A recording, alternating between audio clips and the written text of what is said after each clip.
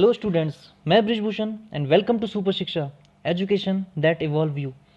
हम 10th class के लिए साइंस का पहला चैप्टर पढ़ रहे हैं और चैप्टर का नाम है रासायनिक अभिक्रियाएं एवं समीकरण। सबसे पहले देख लेते हैं कि हम चैप्टर में क्या क्या पढ़ चुके हैं। चैप्टर में अभी तक हमने पढ़ा रासायनिक अभिक्रिया, रासायनिक समीकरण, संतुलित रासायनिक समीकरण को संतुलित करना सीखा। अब हम पढ़ रहे हैं रासायनिक अभिक्रिया के प्रकार। जब हम इस टॉपिक को पूरा कर लेंगे उसके बाद हम पढ़ेंगे दैनिक जीवन में रासायनिक अभिक्रियाओं के उदाहरण। तो अभी पढ़ते हैं रासायनिक अभिक्रिया के प्रकार। रासायनिक अभिक्रिया के प्रकार में हमने पढ़ा संयोजन अभिक्रिया यानी कि कॉम्बिनेशन रिएक्शंस, जिसमें दो अभिकारक मिलकर एक नए उत्पाद का निर्माण करते हैं। फिर हमने पढ़ा वियोजन अभिक्रिया यानी डिकम्पोजिशन रिएक्शन, जिसमें एक अभिकारक दो या ज़्यादा उत्पाद में टूट जाता है। अब हम पढ़ रहे हैं विस्थापन अभिक्रिया, वह रासायनिक अभिक्रिया जिसमें अधिक क्रियाशील तत्व कम क्रियाशील तत्व को उसके यौगिक से विस्थापित कर देता है, कहते हैं उसे विस्थापन अभिक्रिया।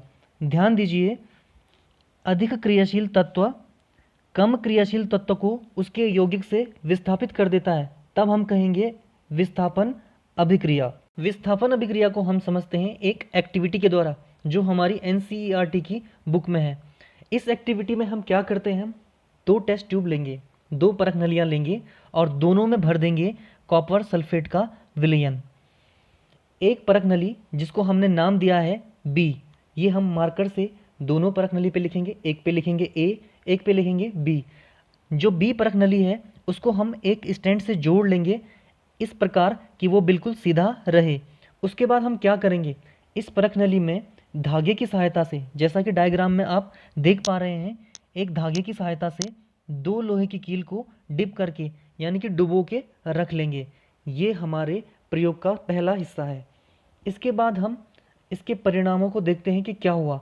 जब हमने कुछ देर तक कॉपर सल्फेट के विलयन में इस लोहे की कील को डिप करके यानी कि डुबो के रखा, उसके बाद देखते हैं कि क्या हुआ। उसके बाद जब हमने इस कील को बाहर निकाला तो हमने देखा कि जो कॉपर सल्फेट के विलयन से बाहर निकाली गई कील है उसका रंग बिल्कुल भूरा हो जाता है। और जब हम इसकी तुलना एक नॉर्मल कील जिसको हमने किसी भी विलयन में डुबो के नहीं रखा इससे तुलना करेंगे तो हम देखेंगे कि डूबी हुई कील भूरे कलर की हो जाती है। अब हमें देखना है कि ऐसा क्यों हुआ। उससे पहले हम एक और रिजल्ट को देखते हैं। जब हम परख नली B की, जो ये है, तुलना करेंगे परख नली A से, तो हम देखेंगे कि ये परख नली A जिसका कलर अभी भी नीला है, लेकिन परख नली B जिसमें हमने कील को डुबोया था उसका रंग बिल्कुल फीका हो गया है यानी कि फेड हो गया है। ऐसा क्यों हुआ ये हम आगे समझते हैं। सबसे पहले इस अभिक्रिया को एक समीकरण के रूप में लिख देते हैं जिसे हम कहते हैं रासायनिक समीकरण। तो देखिए क्या हुआ, जब हमने लोहे यानी Fe को, लोहे की कील को कॉपर सल्फेट के विलयन में डुबोया तो कॉपर सल्फेट का विलयन आयरन सल्फेट में बदल गया और कॉपर अलग हो गया। हुआ ये कि जो लोहा यानी Fe है इसने कॉपर सल्फेट के विलयन से कॉपर को बाहर निकाल दिया या विस्थापित कर दिया और उसकी जगह खुद ले ली। तो जहाँ कॉपर सल्फेट का विलयन था अब वहाँ हो गया आयरन सल्फेट का विलयन, CuSO4। फॉर्मूले में Cu की जगह Fe आ गया और ये हो गया FeSO4 और विलयन हो गया आयरन सल्फेट का विलयन और Cu का हो गया विस्थापन यानी Cu बाहर हो गया है अपने यौगिक से।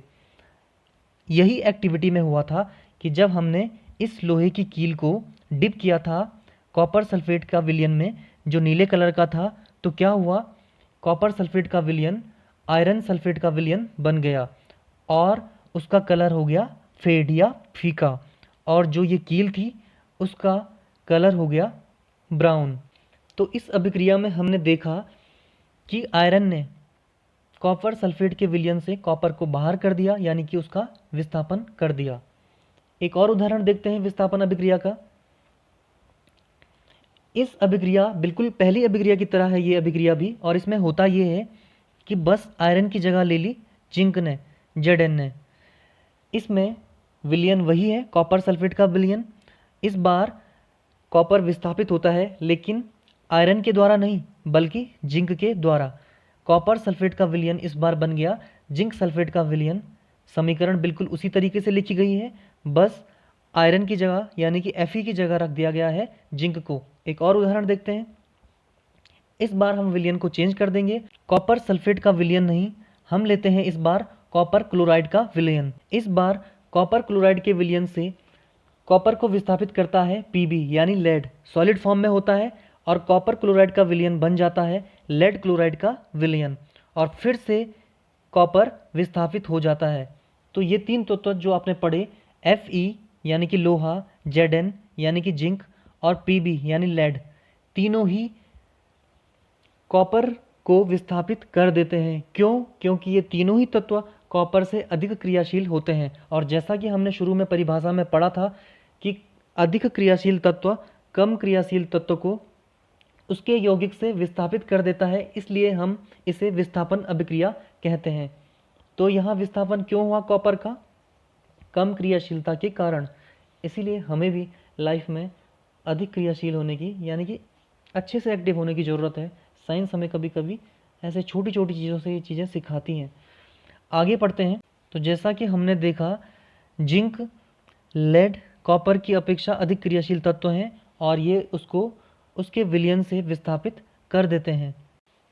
नंबर 4 पे हमारे पास है द्विविस्थापन अभिक्रिया। द्विविस्थापन अभिक्रिया में क्या होता है? जब अभिकारक आयनों के आदान प्रदान से नए उत्पादों का निर्माण करते हैं, तब हम इसे कहेंगे द्विविस्थापन अभिक्रिया। एक एक्टिविटी से इस अभिक्रिया को आप अच्छे से समझ पाएंगे।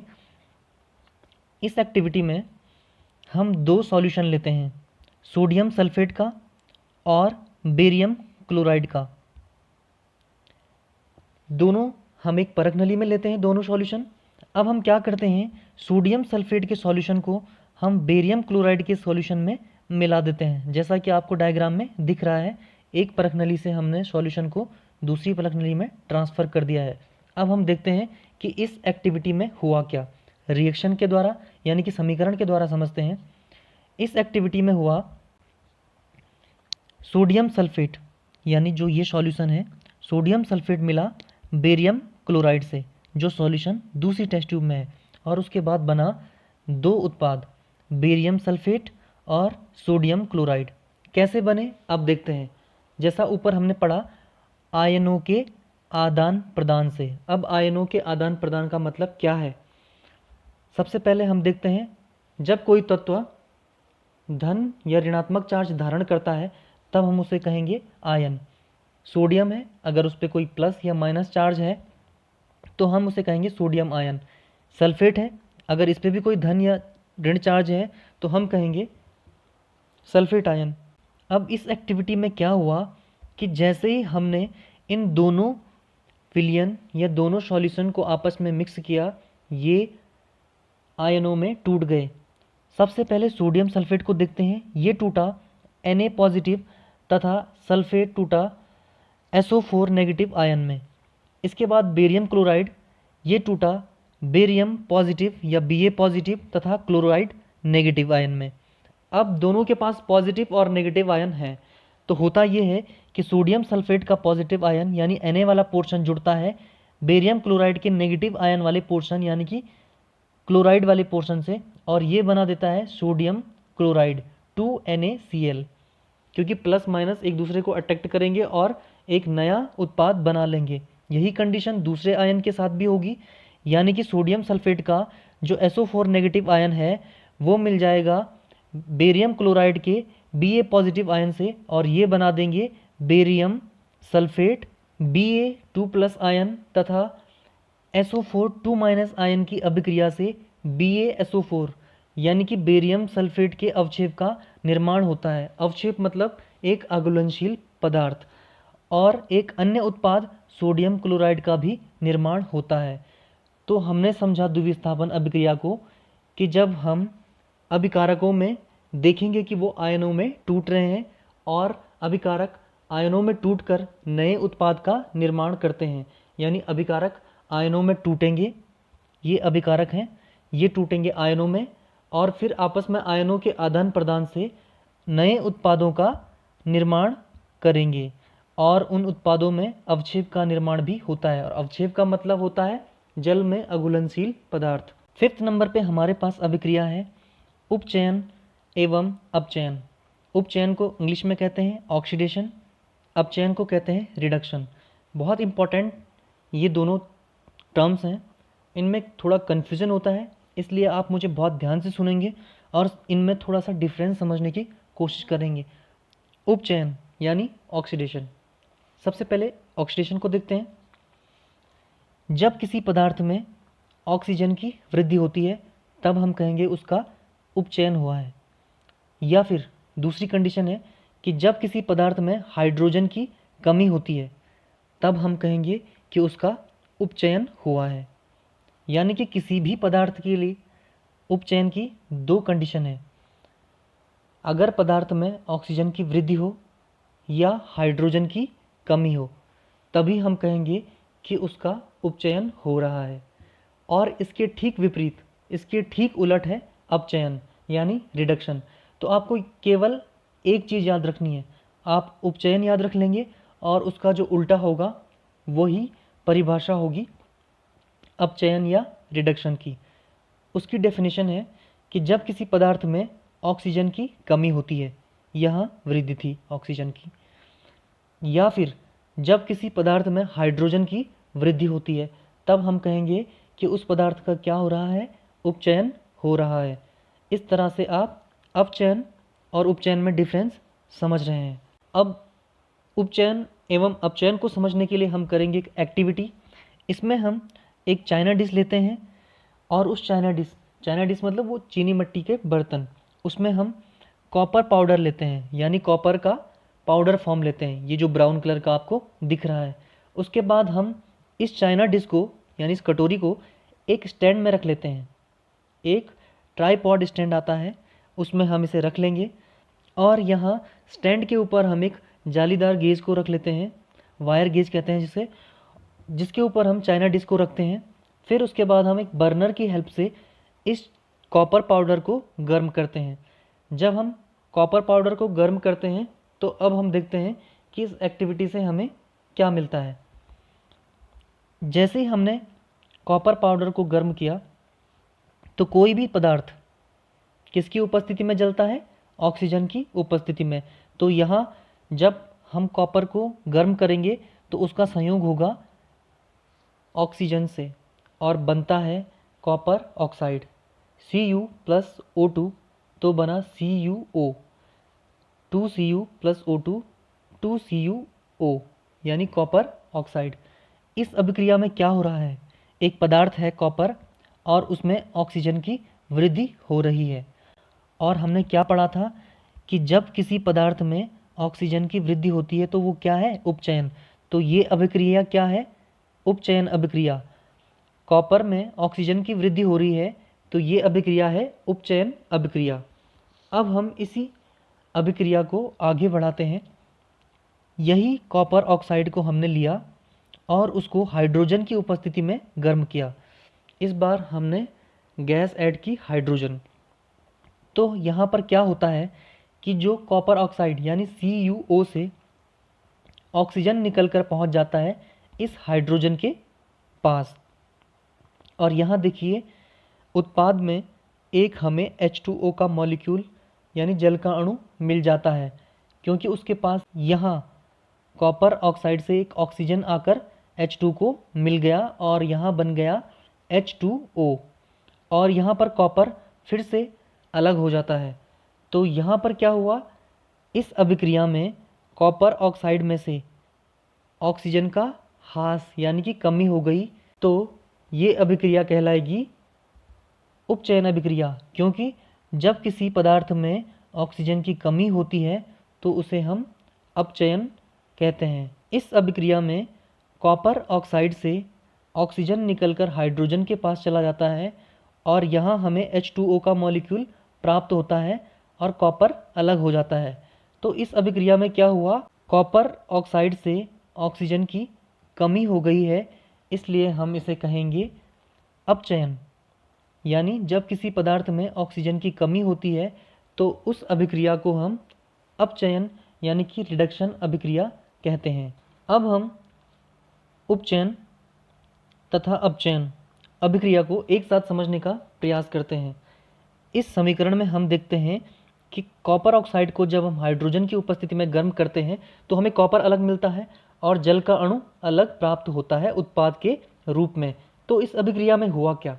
ये है कॉपर ऑक्साइड, और ये कॉपर ऑक्साइड ऑक्सीजन का अणु त्याग कर बन जाता है कॉपर। तो इसके साथ क्या हुआ? इसमें से ऑक्सीजन की कमी हुई, और जब भी ऑक्सीजन की कमी होती है तो उस क्रिया को हम कहते हैं अपचयन यानी कि रिडक्शन। इसके विपरीत हाइड्रोजन में क्या होता है? ऑक्सीजन की वृद्धि होती है, उसे कॉपर ऑक्साइड से एक ऑक्सीजन का मॉलिक्यूल मिलता है और वो H2O बना लेता है। तो हाइड्रोजन के पास एक ऑक्सीजन की वृद्धि हुई, और जब भी किसी पदार्थ में ऑक्सीजन की वृद्धि होती है तो हम उस अभिक्रिया को कहते हैं उपचयन अभिक्रिया। तो इस अभिक्रिया में कॉपर ऑक्साइड से ऑक्सीजन की कमी हुई तो उसका अपचयन हुआ, और हाइड्रोजन में ऑक्सीजन की वृद्धि हुई तो उसका उपचयन हुआ है। और इस समीकरण में हमने देखा कि उपचयन यानी ऑक्सीडेशन तथा अपचयन यानी रिडक्शन दोनों अभिक्रियाएं एक साथ हुई हैं। तो इस कंडीशन को हम क्या कहेंगे? जब किसी अभिक्रिया में एक अभिकारक उपचयित तथा दूसरा अभिकारक अपचयित होता है तब इन अभिक्रियाओं को उपचयन अपचयन अथवा रेडॉक्स अभिक्रियाएं कहते हैं। तो जब ये दोनों प्रक्रियाएं यानी कि उपचयन तथा अपचयन साथ में होगा तब हम इसे कहेंगे रेडॉक्स अभिक्रियाएं। तो रेडॉक्स अभिक्रिया कोई अलग रासायनिक अभिक्रिया नहीं है, बल्कि जब हम उपचयन और अपचयन को एक साथ देखते हैं तो हम कहते हैं कि यहाँ पर रेडॉक्स अभिक्रिया हुई है। अब आप इसकी परिभाषा आसानी से समझ गए। इसके कुछ और उदाहरण हैं। पहले उदाहरण में जिंक ऑक्साइड कार्बन से क्रिया करके कार्बन मोनोऑक्साइड बना देता है। इस अभिक्रिया में क्या हुआ? Zn से ऑक्सीजन की कमी हो गई तो हम कहेंगे कि जिंक का अपचयन हो गया है, और कार्बन में ऑक्सीजन की वृद्धि हुई तो हम कहेंगे कि कार्बन का उपचयन हो गया है। अगले उदाहरण में मैंगनीज ऑक्साइड HCl से क्रिया करके मैंगनीज क्लोराइड बनाता है तथा जल तथा Cl2 के अणु मुक्त होते हैं। इस अभिक्रिया में क्या हुआ? मैंगनीज से O2 कम हुआ है तो हम कहेंगे उसका अपचयन हुआ है, और हाइड्रोजन को ऑक्सीजन मिला है तो उसका उपचयन हुआ है।